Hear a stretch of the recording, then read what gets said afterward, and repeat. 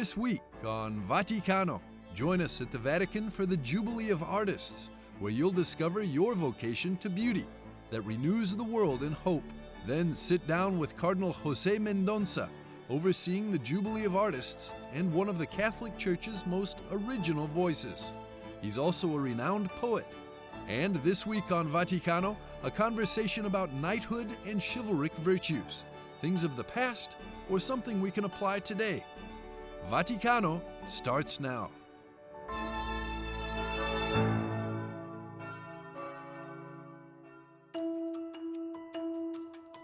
Pope Francis has appointed Sister Raffaella Petrini as President of the Pontifical Commission for Vatican City-State and President of the Governorate of Vatican City-State.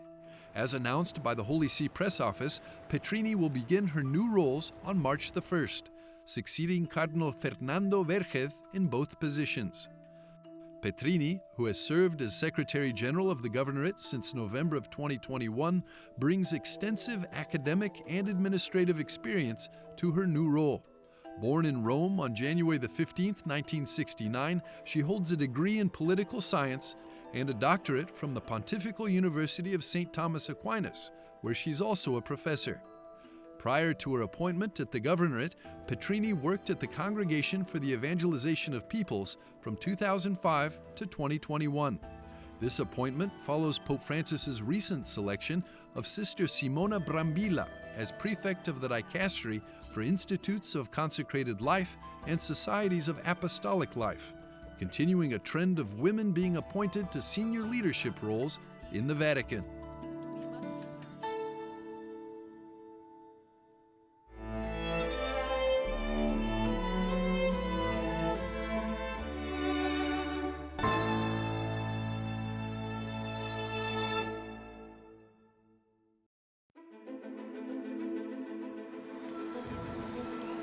Annuncio vobis gaudium magnum. His is the most important role when a new pope is elected. The Dean of the College of Cardinals prepares everything for the conclave. But as is the case for all other cardinals, he's only allowed to enter into the Sistine Chapel and participate in the elections if he is younger than 80 years of age. For both, who Pope Francis reconfirmed as Dean and Vice Dean, this is not the case. Dean Cardinal Giovanni Battista Re is 91 years old, and Vice Dean Cardinal Leonardo Sandri is 81. If a conclave was to take place soon, neither of them would be leading it. Together with the Camerlengo Cardinal Kevin Farrell, Cardinal Re would be preparing the conclave and helping with the Church's administration during the vacancy of the Holy See. Inside the Sistine Chapel, the conclave would be led by the most senior Cardinal Bishop.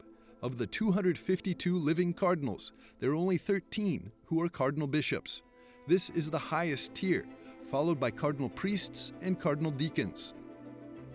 The most senior cardinal bishop today is Cardinal Pietro Parolin, who is the current Secretary of State and seen as number 2 in the church hierarchy. He would preside over the 138 cardinals, electing a new successor of Peter. As of today, Pope Francis has appointed 110 of them. Pope Benedict XVI, 23, and Pope John Paul II, 5. The 88-year-old Holy Father reappointed the Dean and Vice Dean this February, briefly before he came down with a bout of bronchitis, which ultimately caused his hospitalization.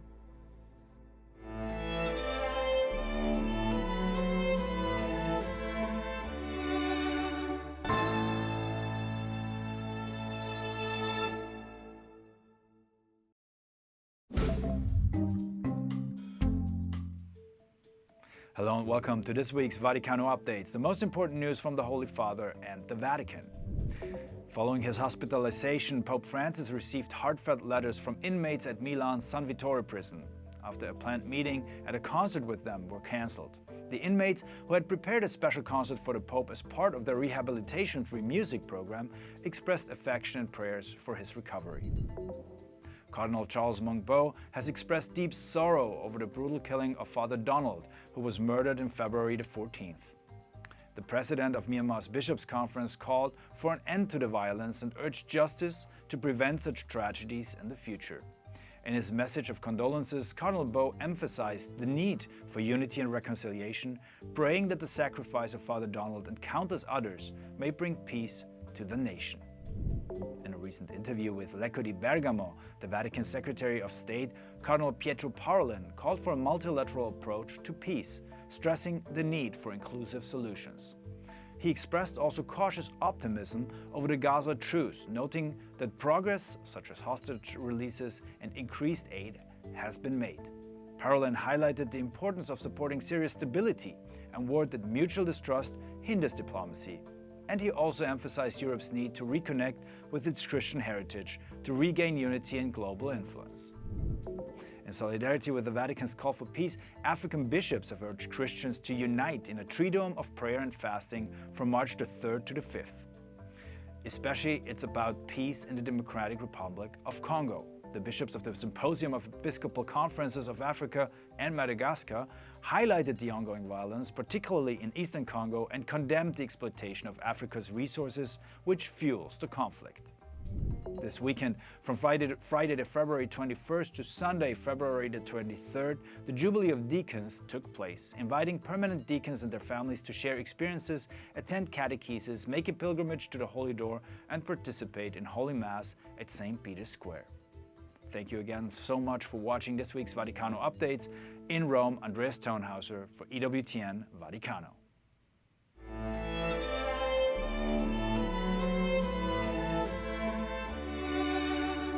In a few moments, we'll be back with a special look at the Jubilee of Artists.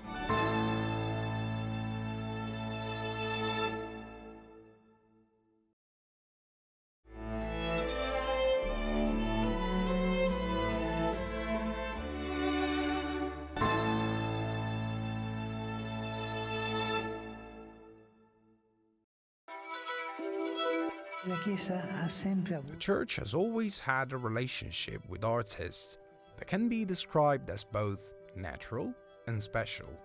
The Jubilee of Artists and the World of Culture kicked off with an international conference at the Vatican Museums to discuss the transmission of religious and artistic heritage. The director of London's National Gallery, Gabriele Finaldi, emphasized the transcendent power of art. The encounter with art and beauty is always, in some sense, an encounter with that which is numinous, with that which is beyond. And so the Church in particular has been very skillful in making use of the arts to make more profound the religious experience. Finaldi emphasized the importance of teaching appreciation for beauty to future generations. Art and beauty can speak across time, they can speak across different human experiences. And so it's very important that, particularly with young people, we give them the opportunity and try and help develop a sensibility.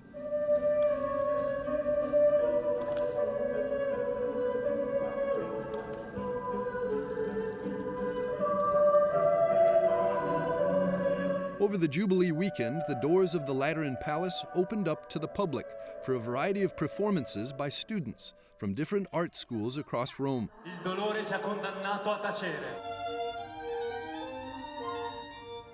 Father Gabriele Vecchione works closely with the youth and encourages them to use their talents to glorify God. To glorify God, you simply have to be truthful, in the sense that St. Thomas Aquinas said that wherever there is the first material, whether it's painting, music, drama, acting, it is already glorifying God, sometimes unconsciously, sometimes implicitly, sometimes explicitly.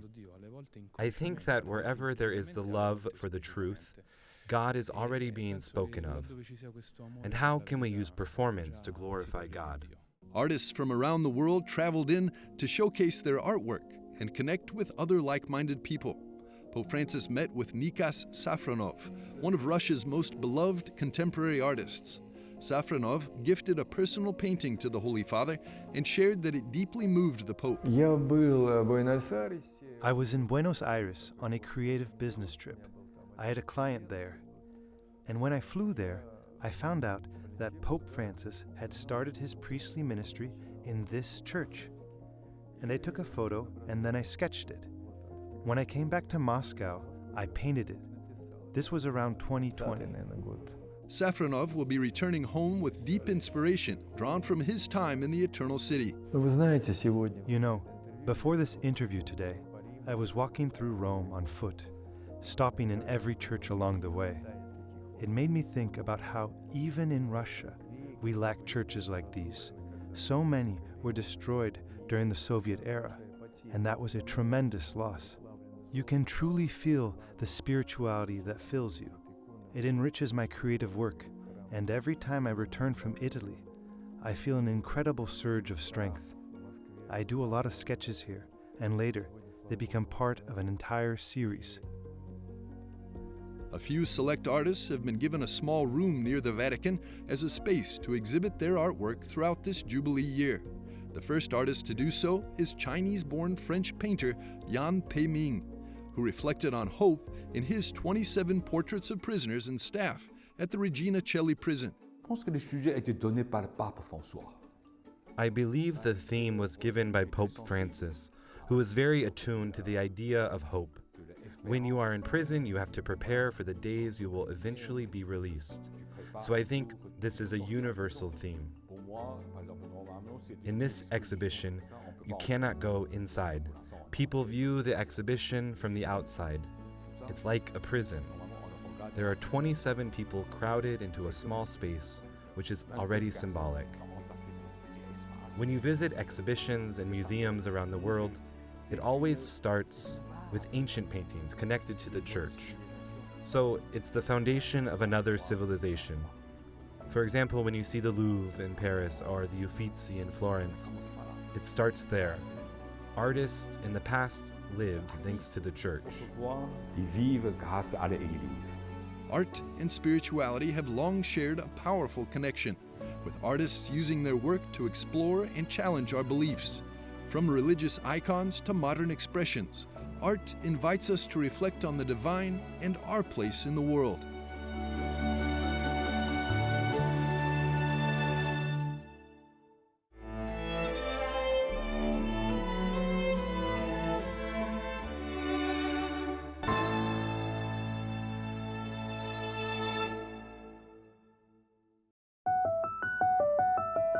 Art is truly the debut of faith, said the great Catholic poet Paul Claudel, a sentiment that resonates deeply with Cardinal José Tolentino Calasa de Mendonça, heading the Vatican's Office for Education and Culture.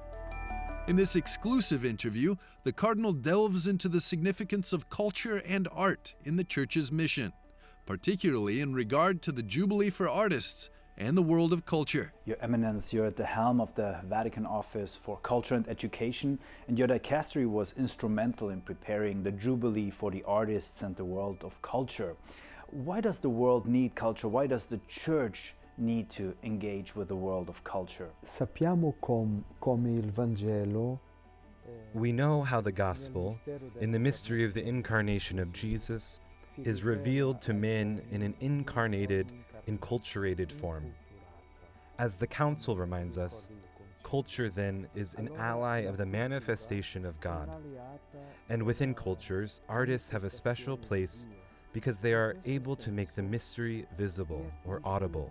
In this sense, artists are collaborators with the Church in the search for truth and in translating the mystery of God into a language of the senses.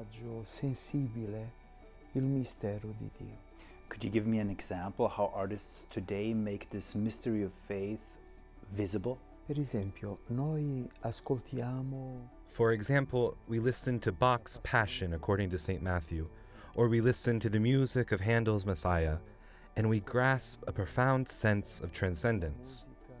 An interpretation of the mysteries of Jesus, of his life, of his passion, but also a great painting, whether figurative or more minimalist or abstract. It is capable of depicting the mystery of God. Artists are important for our humanity and our search for God, because they help us to constantly seek a truth that is ultimately not of this world. That is why a great Catholic poet, Paul Claudel, wrote something very true. He said, "Art is a propedeutic for faith." That is, art prepares our soul for the encounter with the Absolute, for the encounter with God.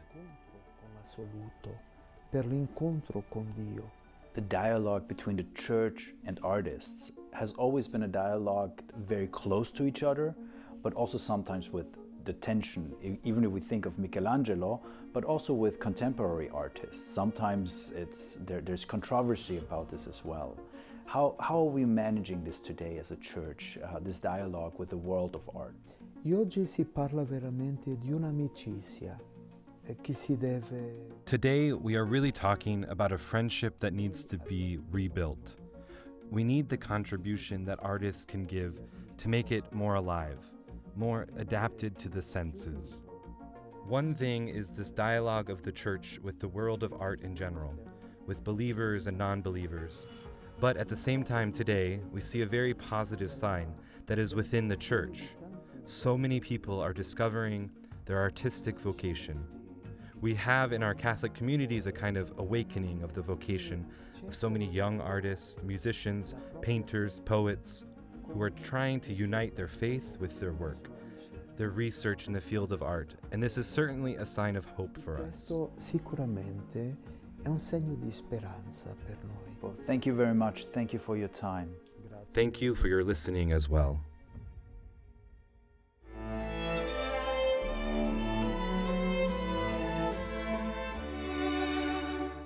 We'll be back after a short break with more on Vaticano.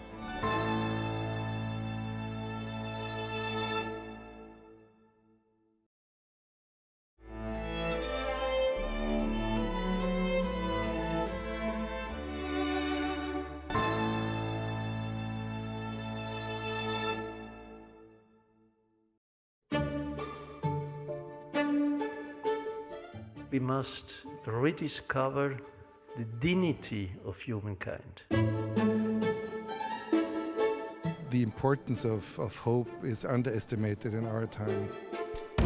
And he got his strength and his hope out of the prayer. The most important action is prayer. Just a stone's throw away from Rome's famous Piazza Navona, one can find an architectural treasure, Santa Maria dell'Anima. Closely connected to the Austro-Hungarian Empire, it houses an important relic of Austria's last emperor, who ended World War I and was exiled, Blessed Karl. One of the oldest orders of Catholic knights chose the library beneath the church to host an encounter between their knights, the Vatican Curia, and Roman society. Why are you promoting the concept of hope? What does that mean, and what relevance does that have today? My grandfather, Blessed Karl, he was coming to be Emperor of Austria and King of Hungary in one of the most complicated times possible, in the middle of the First World War. He prayed a lot. He was every day going to Mass, and he got his strength and his hope out of the prayer and the daily connection he had with God in his very personal way. The Order of St. George goes back centuries and is related to Habsburg-Lorraine, the former imperial and royal house of the Holy Roman Empire. In order to celebrate the Jubilee year, the Order hosted a panel discussion titled The Power of Hope. The importance of hope is underestimated in our time.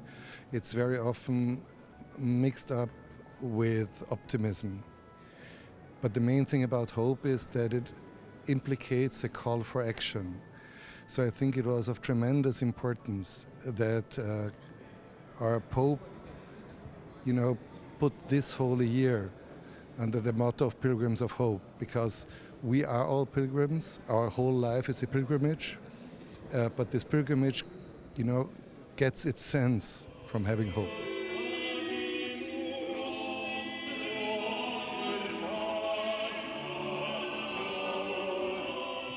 The main celebrant of the Mass before and one of the participants in the panel discussion was Cardinal Kurt Koch.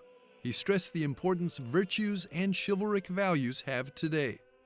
I think we must rediscover the dignity of humankind. And this is a very big challenge in the societies today, above all on the beginning and of the end of human life. And to refine this, to do what is justice in this world, and to have the force from the prayer, I think this is the most important thing for a Christian. The Hungarian ambassador to the Holy See, Edward von Habsburg-Lorraine, was also present. He spoke about one of his most recent books on the values that have guided his family through the centuries. The Habsburg Way has been a big success internationally, not least in the U.S. I wrote this book and I began giving interviews to American podcasts and YouTubers. And I spoke to people who felt they understood every line of a book that I wrote about the Habsburgs. And I remember one conversation with a podcaster, and she was like, "You know, Mr. Ambassador, I read that chapter where you speak about subsidiarity, and I had the impression you spoke to me. And I thought, wow.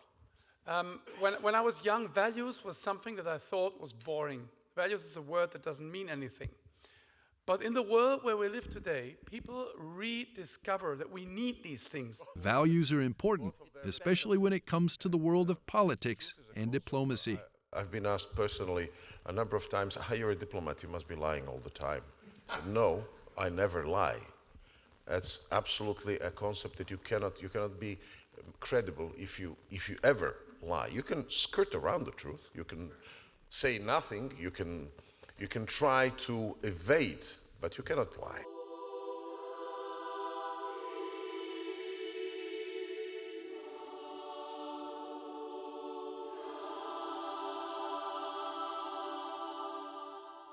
In the keynote speech from Benedict XVI, his encyclical Spe Salvi, he made this connection between hope and action. What actions are needed today? The most important action is prayer, and I want to encourage all of you to at least, even just a little prayer changes your actions very, very strongly.